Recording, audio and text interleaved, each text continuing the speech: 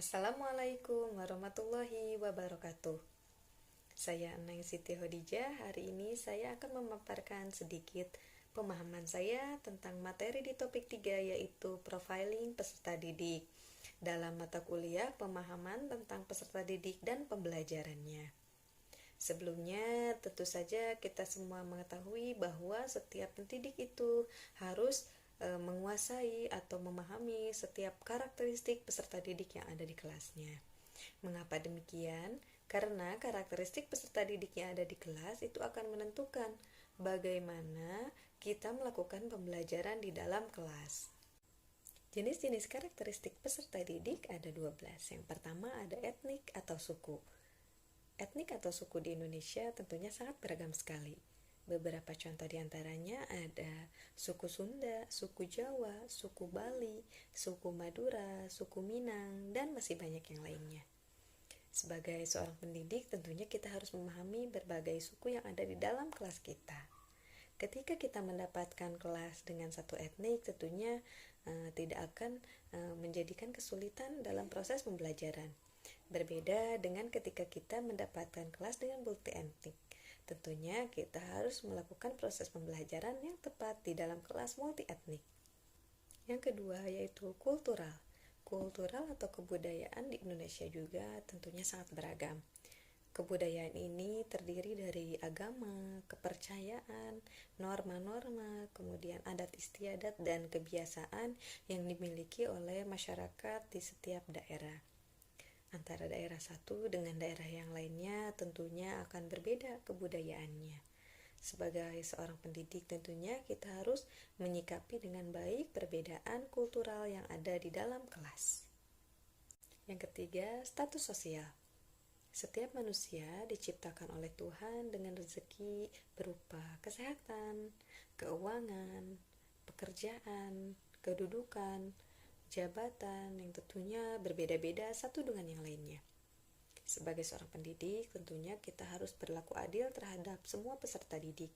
Tidak boleh membeda-bedakan berdasarkan status sosial orang tua atau keluarganya saja. Yang keempat, ada minat. Minat peserta didik tentunya juga berbeda-beda. Ada yang mempunyai minat yang tinggi, sedang, maupun rendah. Indikator dalam minat ini dapat kita lihat ketika peserta didik melakukan pembelajaran di kelas. Apakah dia senang, ceria, atau sebaliknya, dia murung atau terlihat tidak senang dalam melakukan proses pembelajaran. Yang kelima ada perkembangan kognitif. Perkembangan kognitif para peserta didik tentunya akan mempengaruhi jenis pendekatan, metode, media, dan juga jenis evaluasi yang akan dipilih oleh seorang pendidik. Yang keenam ada kemampuan awal. Kemampuan awal ini berarti kemampuan dasar yang dimiliki oleh setiap peserta didik sebelum melakukan pembelajaran. Nah, untuk mengetahui kemampuan awal peserta didik, kita dapat melakukannya dengan tes awal ataupun dengan non-tes, yaitu berupa wawancara. Karakteristik yang ketujuh adalah gaya belajar. Gaya belajar setiap peserta didik tentunya akan berbeda antara satu dengan yang lainnya. Gaya belajar ini dikelompokkan menjadi 4. Yang pertama ada visual, yaitu yang lebih senang melihat ataupun menonton. Yang kedua audio, yaitu yang lebih senang mendengarkan. Yang ketiga kinestetik, yaitu dalam belajar dia tidak bisa diam. Dan yang terakhir ada reading and writing, yaitu yang lebih suka menulis dan membaca. Karakteristik yang ke-8 adalah motivasi. Motivasi setiap peserta didik pada dasarnya ada dalam dirinya.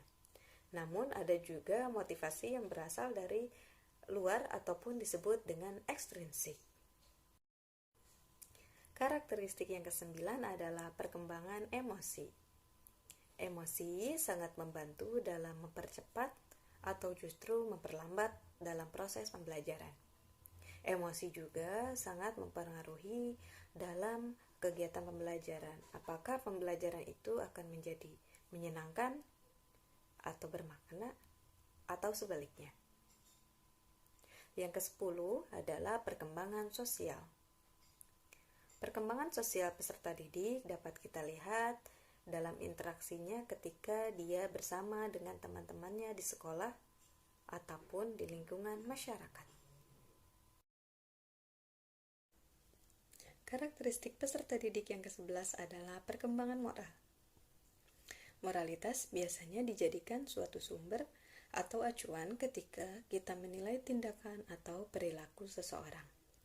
Karena moralitas biasanya mempunyai kriteria nilai atau value yang kemudian berimplikasi menjadi takaran kualitatif, seperti baik atau buruk, benar atau salah, layak atau tidak layak, dan lain sebagainya.